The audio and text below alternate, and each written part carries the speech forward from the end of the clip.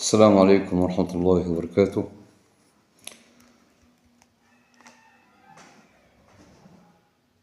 هتكلم النهاردة عن في مقطع بسيط، لا حتى لا أطيل عليكم، بعنوان أقسمت أن أروي. أقسمت أن أروي.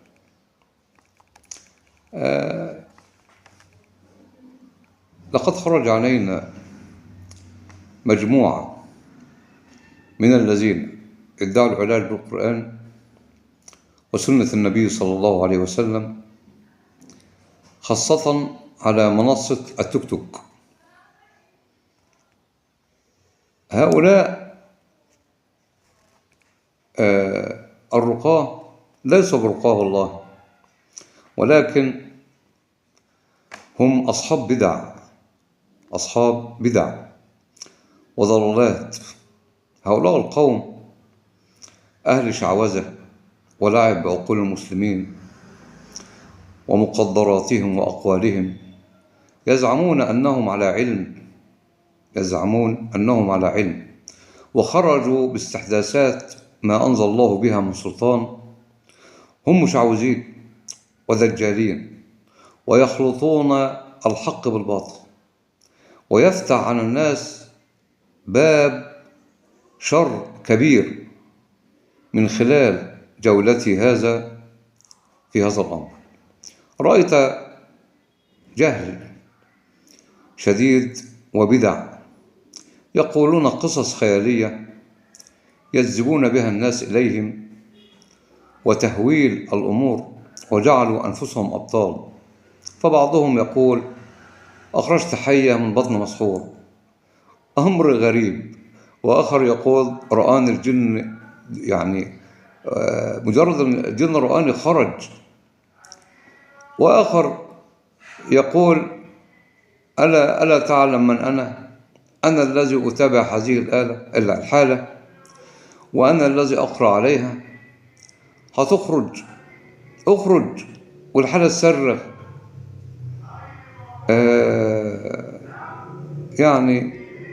وآخر تاني يقول أنا أخرجت حية من بطن مسحور. يخدعون كل من يحضر إليهم. أنت مسحور، أنت ممسوس، أنت معيون. درجوا على الكذب والافتراءات.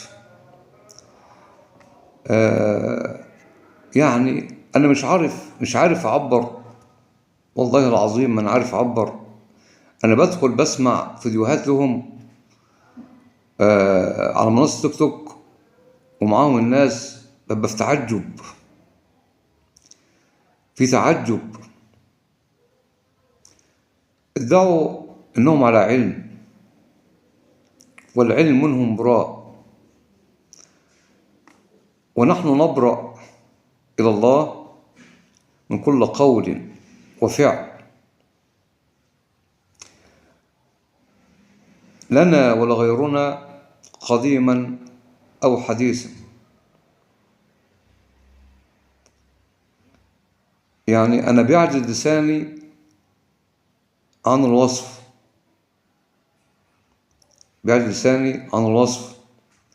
يا جماعة.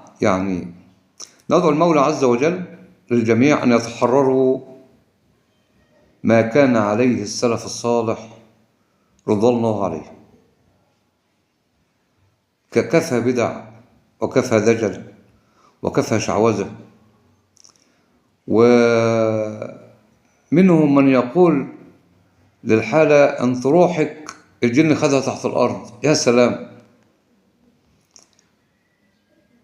والله العظيم أقسم بالله، أنا دخلت على شخص ما على البرنامج ده، لقيت معاه 5-6 من النساء، والحالة بتستهزأ بيه.